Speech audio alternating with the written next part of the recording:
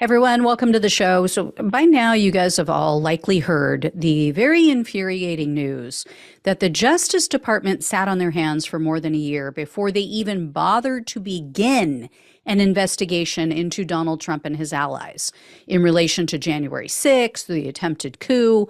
The Washington Post article is pretty long, so I wanted to read through all of it. And I wanted to share some of the most important and shocking information. I just want to say up front, though, this is what I'm always complaining about in regard to how weak Democrats are compared to Republicans. Republicans they nominate and hire whomever they want. They don't care how it's going to look, how it's going to be perceived. They don't care what anyone is going to say. And then you've got the Democrats. They are so afraid of their own shadow and what everyone might say or what they might think, or, oh my gosh, what if we hire someone or we nominate someone who's too partisan or viewed that way? So they go out and they nominate totally weak, middle of the road centrists, because they don't want anyone to be mad at them. They don't want people to say bad things about them. It might hurt their feelings. God forbid they grow a pair of ovaries and show some strength. That's why Obama nominated Merrick Garland for the Supreme Court. That is exactly the reason he gave. He didn't want to seem too partisan and nominate someone who was too liberal. And that's how why someone like Mitch McConnell gets away with punching Obama in the nose and stealing his nomination. And it's how we ended up with Garland as the Attorney General. So we end up with no one truly on the left to represent the left's interests, because you have the far right people nominated and hired by the GOP. And then you have these centrist weaklings nominated by the Democrats. But I just can't seem to figure out how the country continues to get pulled to the far right, to the authoritarian right. So here's what we know from this report. The DOJ and FBI leadership all agreed that it was premature to investigate Trump and his allies after January 6th. The WAPO report says that remained the case, quote, even as evidence emerged of an organized weeks-long effort by Trump and his advisors before January 6th to pressure state leaders, justice officials, and Vice President Mike Pence to block the certification of Biden's victory. It says that they even refused to investigate the fake electors plot for almost a year, and an official investigation wasn't launched until 15 months after January 6th. And while some officials said publicly that no one is above the law, one former DOJ official told reporters that leadership was so against Trump investigations that, quote, you couldn't use the T word. Others said they were warned against mentioning Trump or any of his allies if they were in meetings with the Attorney General or the Deputy Attorney General, Lisa Monaco. And based on dozens of interviews and internal documents and communication, the reporters found that Garland and others didn't want to appear political. But this is exactly what I was talking about the other day. If you're making a decision not to investigate someone or not to prosecute simply because of the politics of the issue, or because that person is involved in politics, that is a political decision. You are making a political decision. That is exactly what they did. In February of 2021, there was a DOJ veteran who had approached a group that he had worked with previously throughout the years at the agency. He was telling them of his plan to investigate Trump allies, people like Roger Stone, Ali Alexander. He wanted to follow the money. Higher ups, including the deputy director of the FBI, quashed the plan. They said, oh, it's premature. Even a nascent investigation into the finances of Trump allies were halted. So people like Alex Jones, they were starting, just budding in their investigation into his finances, and they quashed it. And when the National Archives reached out and they asked the Department of Justice to investigate the fraudulent elector certificates because they had received them from multiple states, falsely naming Trump as the winner of the election, the Justice Department declined to take up the matter. They're like, nope, we have no interest. So like over 10 months later, they said, another veteran prosecutor came on board and he asked for assistance in investigating meetings between Trump and his allies at the Willard Hotel, which is where they set up shop. They called it their war room. And that's where everything was going down.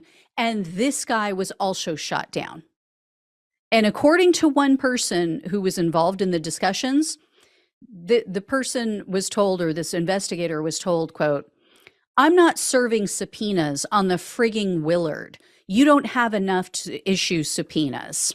It was also revealed in this new WAPO report that when the Deputy Attorney General, Lisa Monaco, told the press that the DOJ was reviewing the fake elector scheme, she may have been bluffing or she may have been misinformed because federal prosecutors in Michigan were watching that when she made that statement, and they were completely dumbfounded. They had no idea what she was talking about because they told the reporters they were still waiting for direction about how to proceed.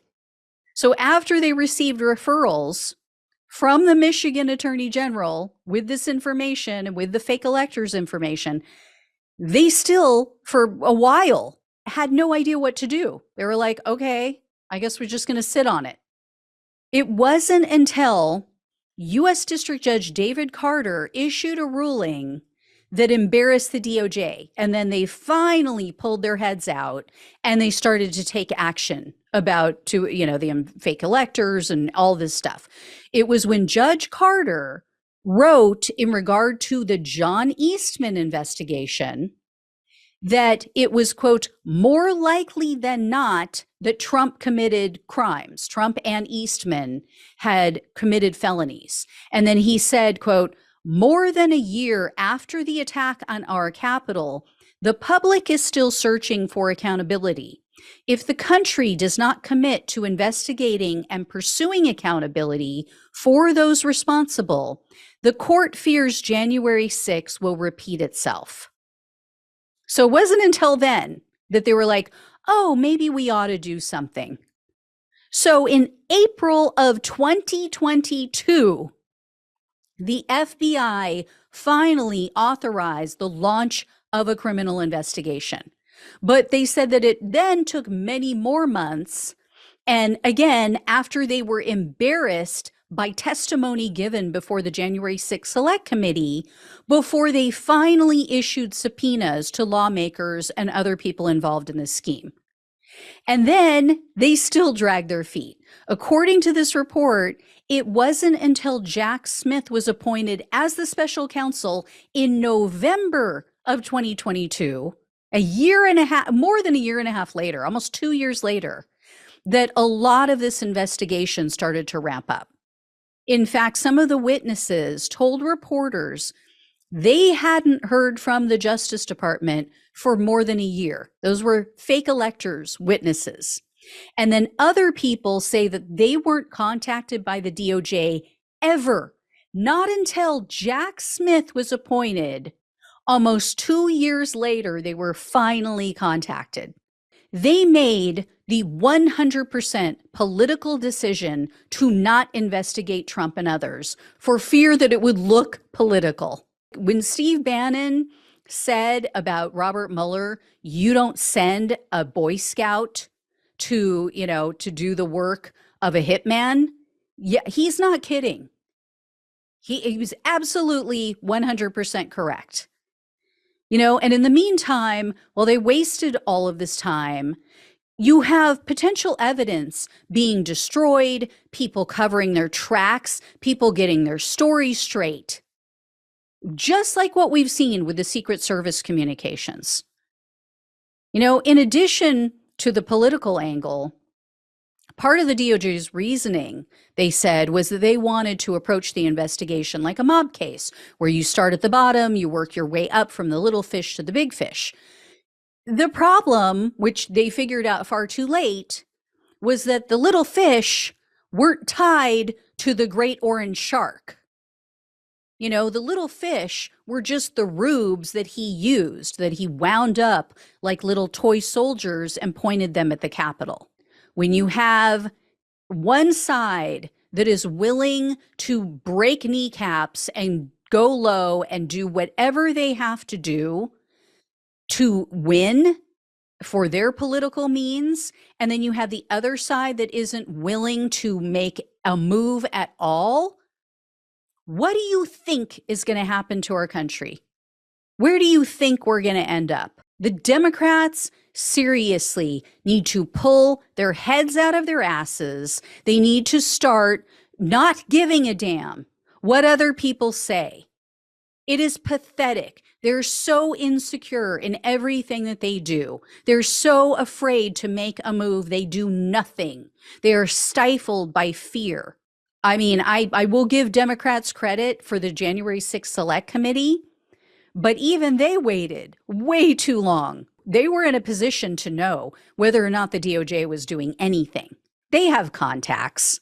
I know they're not supposed to be talking, but they know. So why did they sit on it? Just infuriating. Failed everyone.